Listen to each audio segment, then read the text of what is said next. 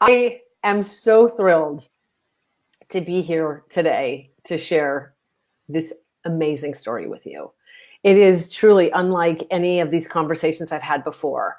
And I'm so thrilled for you to have the chance to get to meet Lisa. Lisa, yay. Thank you for being here. Your story is so triumphant. You are so triumphant. Your life is such a journey of triumph. And I applaud you and your heart. Thank you. And your generosity and your courage. So yes. I want to give you all the space in the world to just share yourself and your amazing journey. Great. So first, when you were saying my life is, like, what kind of came to my mind is my life is such a joy. Like, I just have this incredibly amazing life that is just blessed all the time. You know, I live a life of miracles. You know, that's really what it is. And so share my story. How does this go? Yeah, you know, when you first came to us, there was a particular experience you were having, you know, like your life felt a particular way. And I think what would be really helpful, Lisa, is if you kind of detail the arc of all of it for us. So we know where you started, what the journey was going through, and where you are now. Great. So I've always been in transformational work. I just love it. And it is. So I've done all these courses. I've gone to therapy, all that. I love it. And I found myself in a position where I just feel lost. And I felt beyond lost. I felt like I was broken as a person.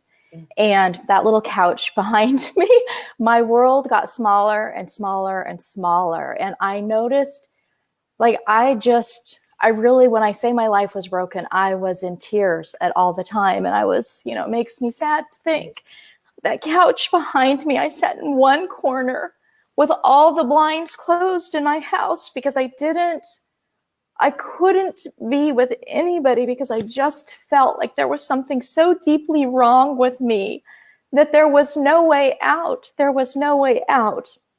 And I remember seeing on the Rise Tribe and stuff, and you'd have these little things that say, you know, call for a one-on-one. And whenever I would look, the timing would never work out. Surprise, right? Never worked out. You had a couch to sit on, damn it. I had a couch. Very inconvenient. And in the dark, with not answering the phone. You know? And it made it hard too, because I have this amazing relationship with my husband, and I have these two beautiful children, and life was falling apart around me, and I didn't feel like I had a relationship with them. I just, you know, I wanted to go away. Like, I would drive and just wish that I would get in a car accident and be done with it, you know? And so I knew I had to do something. And I told my husband where I was and, you know, what I was going through. And he's like, you gotta, you know, he didn't know what to do because I'm usually a really happy, upbeat person.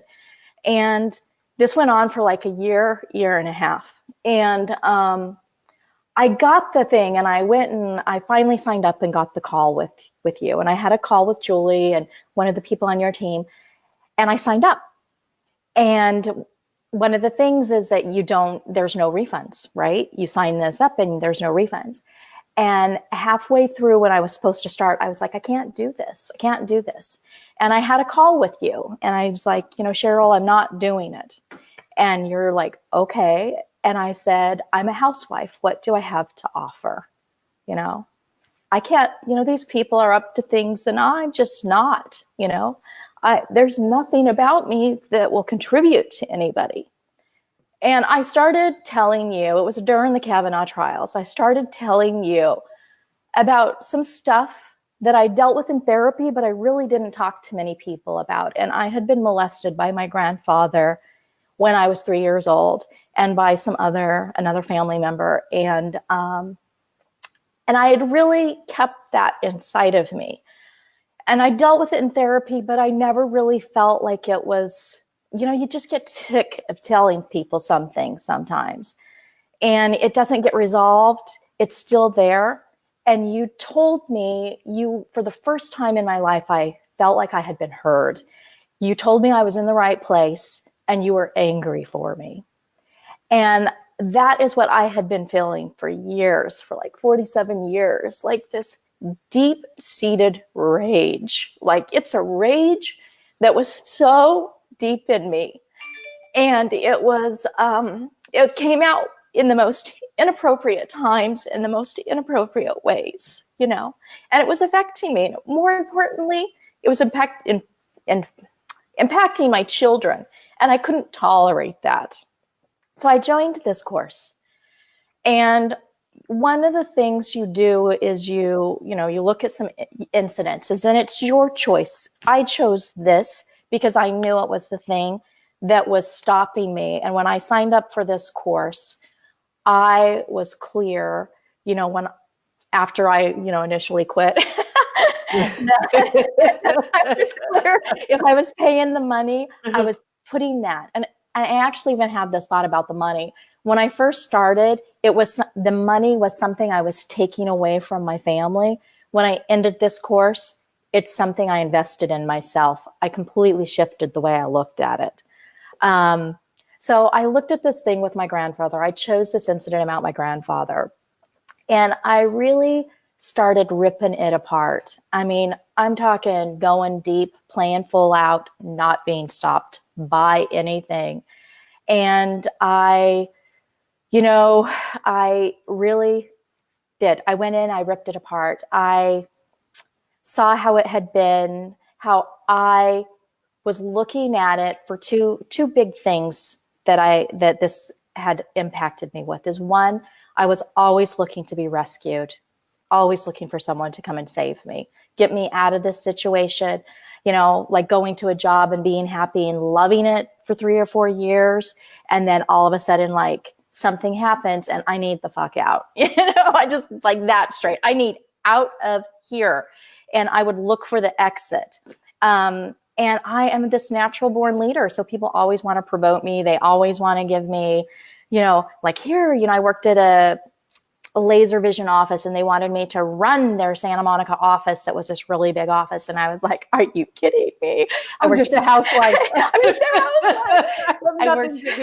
I worked for another company, and they wanted me to do their regional controlling for their European offices, and, when I got pregnant and married, I chose to stay home with my kids. Even as of that, I took on things there. And we have this one big event where there was a ton of thousands of people that come, and I'm managing 150, but I'm sitting in my mind like I don't contribute to anybody. And it wasn't something I was saying to myself. It was like reality. It was like the facts.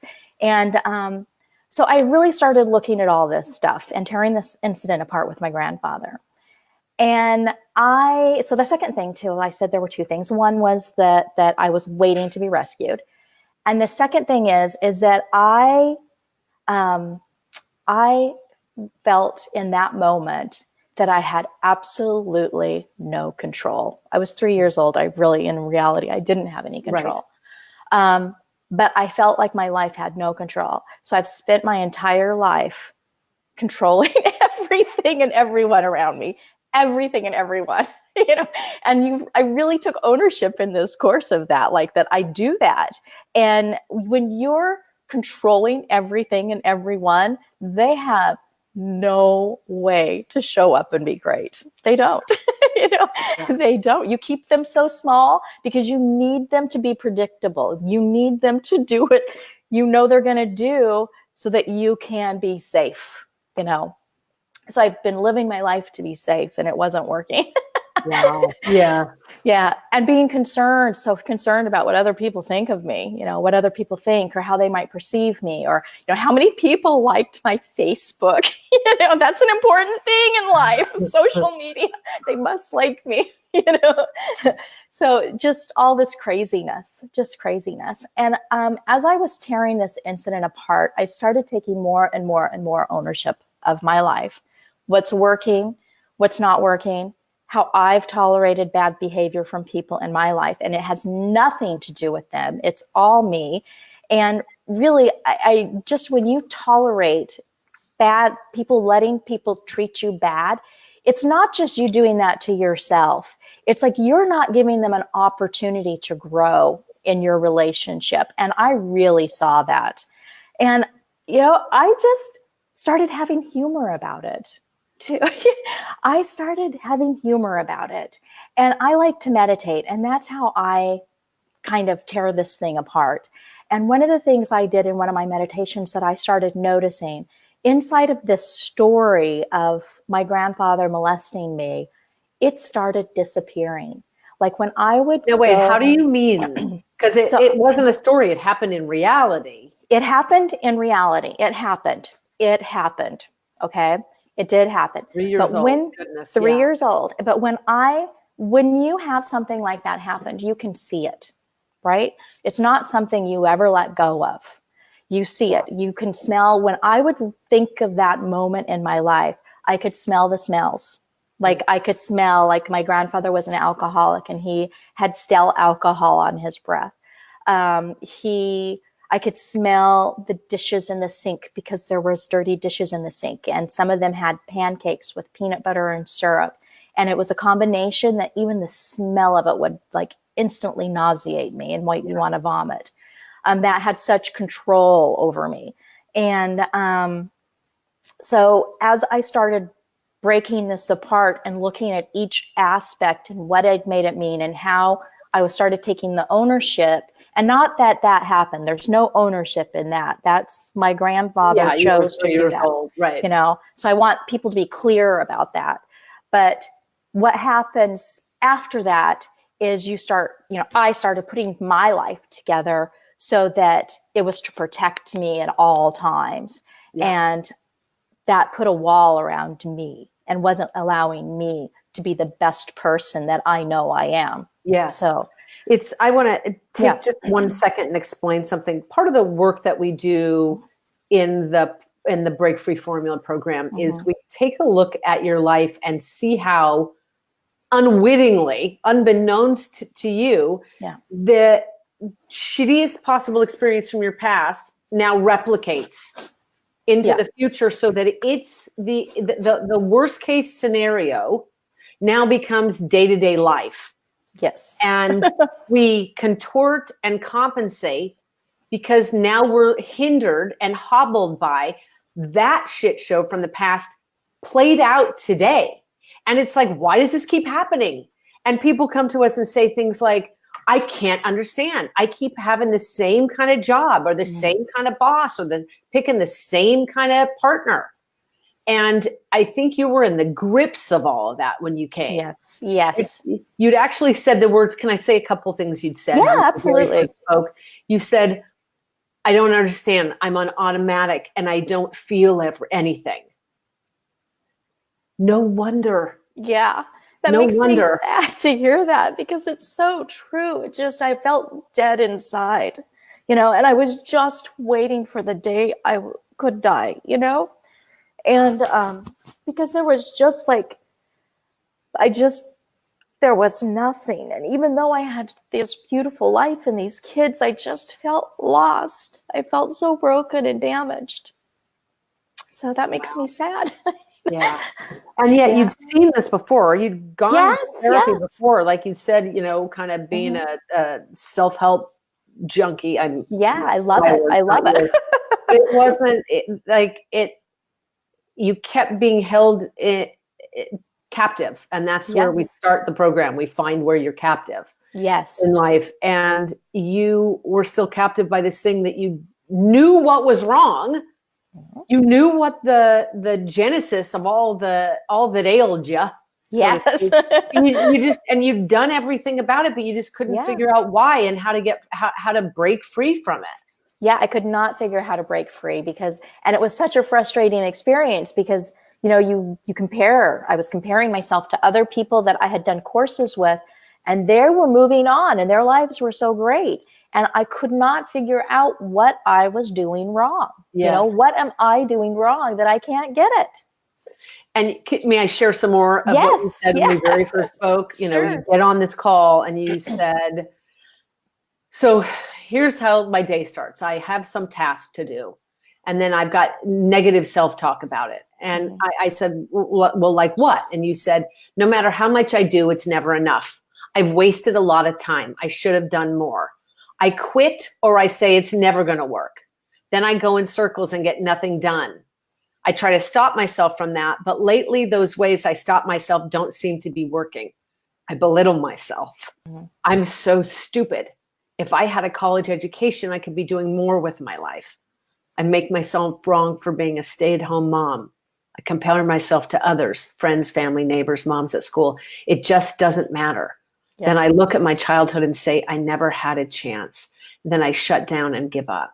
Yeah. And then it starts all over again next time I have some task to do. Yep. And there was this track that you got into.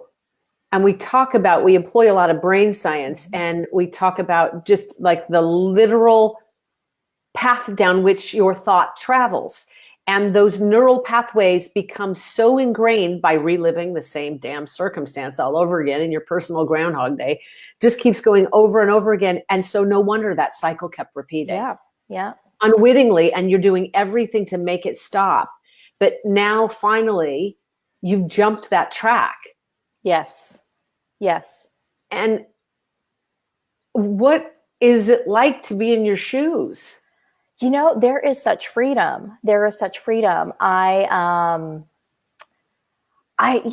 just feel such love and compassion, even for my grandfather who did this. I really feel like love and compassion for him. And I know that sounds crazy.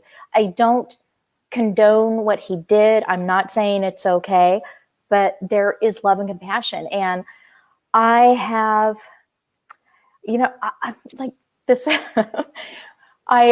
is a really funny thing, but I see like the humor in my life. Like made a list the other day and I had 15 or 20 things on it, and I am kicking it now. Like I just find things are easy, and I can't tell you why, they just are.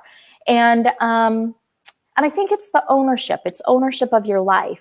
And I had to do something outside, and I really it's still something I'm like working towards, to getting myself out there like I used to be. And I had to go put straw on these stupid trees.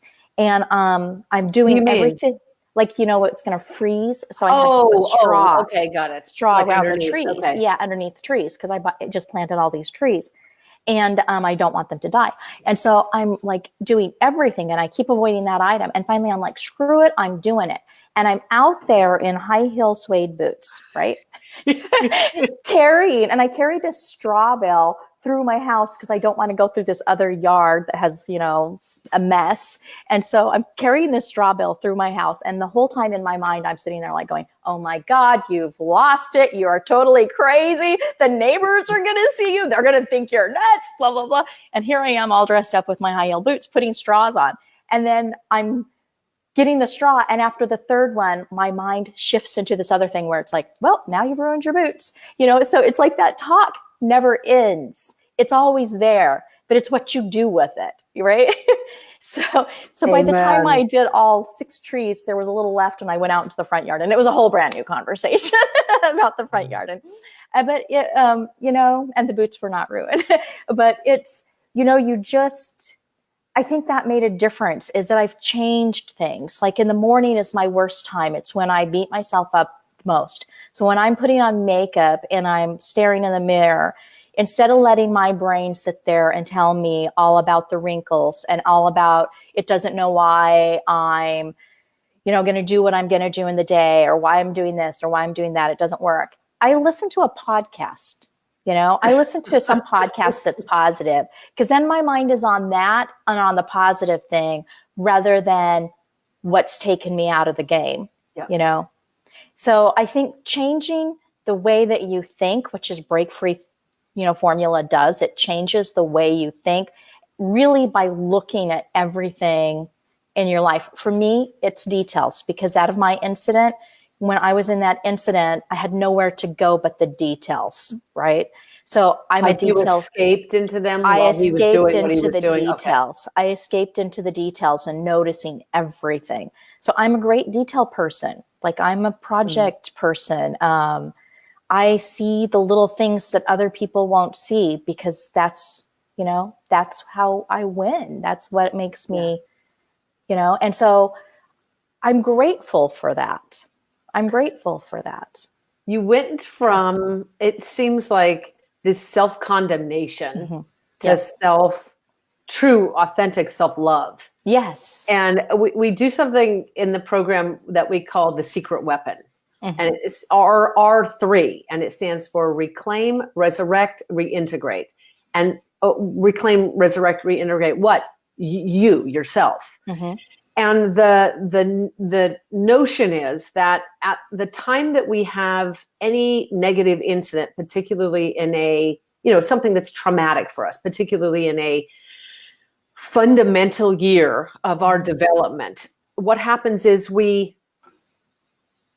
all happens underneath the level of our conscious awareness, but we see the part of ourselves that we believe was to blame for us getting into that bad situation in the first place. And we sequester that part of ourselves. And then we splinter off from it, push it down, kill it off, and never to be seen or heard from again.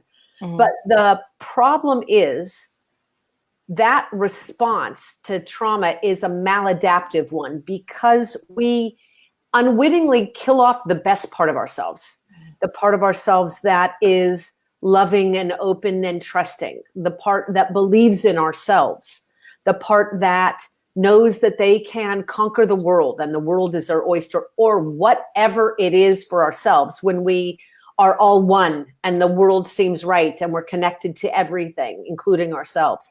And so then we move forward into the present, not only replicating the cruddy thing from the past, but hobbled, because we're only a shell of ourselves. Yeah. And so we go in, I'm not going to get into how, because it's not going to make any difference. We can't do that in the short interview, but we find where you lost yourself, and then you reclaim, resurrect, and reintegrate that part of yourself. And it has you, well, like you're explaining, not just accept yourself, not just feign confidence. Like, it's none of that nonsense. Picture the audience in their underwear or any other unsustainable BS like that. Who you are is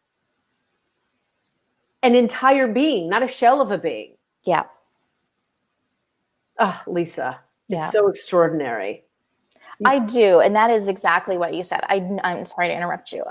Is I feel completely whole. And I am clear I'm not perfect, because that is like something that I get stopped in, is having things be perfect.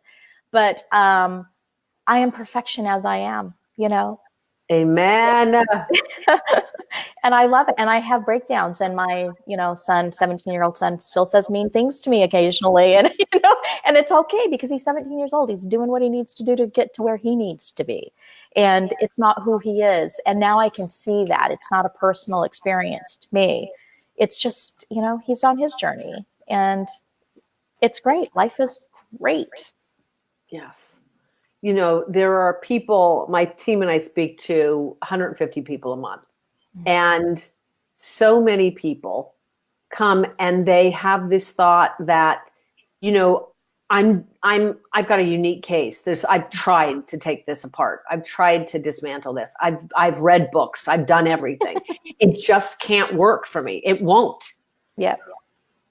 What would you say to the people who think it just can't work for them? I would Whatever's say stopping them. Sorry. Yeah, I would say I was them.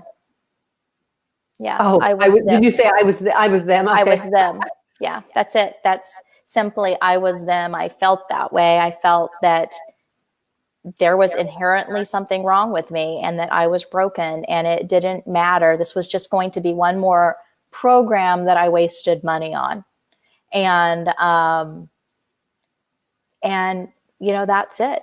Really, honestly, I was skeptical. I didn't go in fighting. I think I came in fighting. And then I had the call, and then I let it go. And I said, okay, I'll do this 100% the way it was designed. And I think the willingness to do it the way it's designed is what breaks it up as well. Because if you come and you don't participate, you'll get something, but you might not get the full value. But yeah, I'd say to them, you know, you're not alone. And you know how it is. I know. Nobody falls through the cracks. It's like No. each other's backs. So I tell you, the program, one of the things that so works about the program is the group of people in it, because you really, really are supported. And I don't want to scare you and say you can't hide out, because it's not one of those programs where people are dodging you or going for you. But it's just such a beautiful experience that you see yourself in the other people in the course.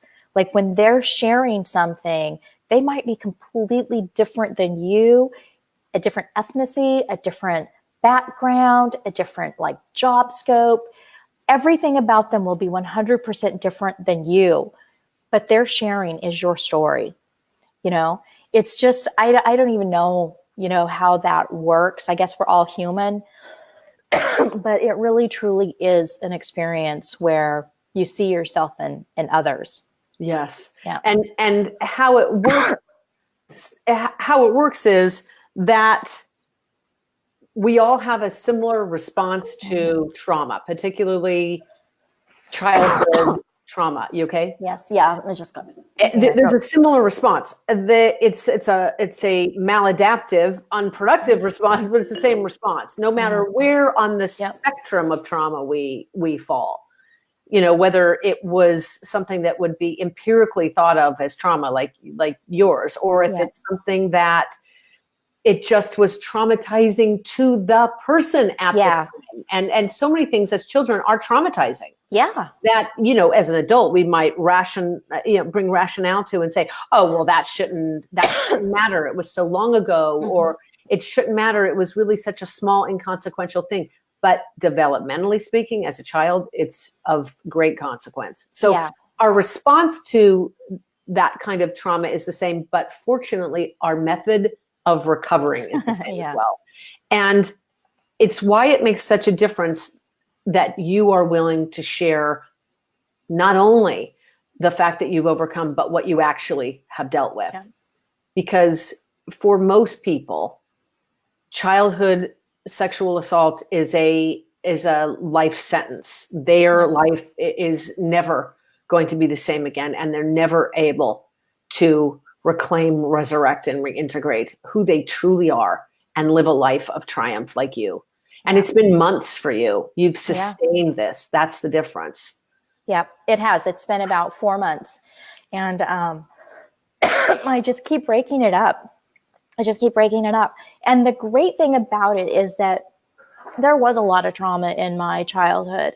And I used to look at it as one big ball of crap, right? Like really, like this is just, my life was a shit show, basically, so to say. And it's not, it wasn't. I have a great life. But when I broke that incident up with my grandfather, I saw that each incident was an independent incident on its own with unique conversations. So now, instead of looking at my life like this unmanageable thing that keeps coming at me, I'm able to pick and go, oh, this is this. I can deal with that. It's like a filing cabinet. You go to get the file and you just pick out one. You don't take the whole drawer. I can just pick out one now. So that makes a huge difference. A huge difference. Yes. And you can see, so I make sure I understand you. You can see the ramification of that incident and how it plays out today. Is that what you mean? Yes. So yes. So if like with my grandfather, it has its own things, you know, in life you go along and something happens and all of a sudden you're upset and you don't understand why, because it's such an irrational thing. Somebody said that you don't look good in that color of, green. And then all of a sudden you're just like, what is she talking about me? What? She's never like, and you just go off into this spiral of craziness. And then the next day somebody might say something else about like a glass you're having and you go into another thing and a different type of tantrum or something. So each one is a distinct thing. And I think when you break up that original one, you start to be able to look at each one as like, oh, this is the day that the blue, the green cut, the green blouse, and this was about the cup. And you could just take them and take each one as an individual item than massing them together, that, because then they're unmanageable. Does that make sense? It really does. It seems like it's giving you real clarity. Total clarity. Power to be able to continue to take life as it comes at you and remain in the driver's seat rather than being hijacked, having that kind of amygdala hijack that makes you go, oh, forget it. And then like get in that cycle, those well-worn cycles that you were in, where you start beating yourself up and eventually go, forget it, I give up. And you it's not on the couch. Exactly. It's not the driver's seat. It's the owner's seat. It's the owner's seat. And it's awesome to be there. Yeah. It's really great. Just so glorious. Thank you, Lisa. Is there anything else that you think would make a difference to share and contribute? I'd say just do it. If you're on the fence about doing it and it's something you've wanted to or you've thought about and you think it will empower you, do it. Don't wait. Invest that into yourself. I think for myself, even doing this call, I debated whether I go into the incidents, and I saw two things. One is I was going to hang on to it and I wasn't going to let it go. So I no longer need this in my life. And, if something comes back, somebody sees this or, and somebody comes back, that's okay. I'll deal with that. And secondly is that I think that people don't talk about this issue, and there's some shame and something wrong, and it happens much more often than we probably know. And so if I can be a contribution to break that up in not just our society, but around the world, then I'm willing to do that. So thank you for your generosity. That's truly a gift. That which we as we talk about, that we can't heal from that which we cannot name. Yeah. And you publicly naming it makes it possible for others to heal from it as well. Yep. Thank you. Thank you. If you want to have a call like Lisa did, I've put how to have that call. It's cherylhunter.com/schedule. You can schedule a call for yourself to have a one-to-one conversation, and we'll really get to the heart of what's not working and where you want to go. And the call itself is a transformational experience, because you really, my team of coaches is incredibly insightful, and we'll get to the heart of what's not working in a different way than you have before. Like Lisa's talking about, she'd seen these things, she'd known why she was the way she was, but if that knowing hadn't made any difference, and it was the start of what did make the difference is hopping on a call. So it's absolutely free. And we offer it because, one, we are committed to making a difference and breaking up things in the world, these things that have had a hold on us, like childhood sexual abuse, like any trauma that we faced. And we also know that for a small percentage of you, there'll be a mutual fit. Out of those 150 people we speak to each month, we only offer the opportunity to participate with us to probably 20 people a month. I mean, you see, it's a very small percentage. Yeah. We only invite people to work with us that we're 100% confident we can solve our problems. Regardless, the call is profoundly valuable, and we invite you to take advantage of that. So we hope to see you on the call. In the meantime, Lisa, it's a joy and an honor to be with you. Thank you for entrusting me and my team to take this journey and lead you step by step. Thank you. You're so welcome. And thank you for just having this extraordinary group, and the people that I met through here will forever be in my life. And, so thank you for creating that type of a space for people to heal in. It's my honor and privilege. Thank you.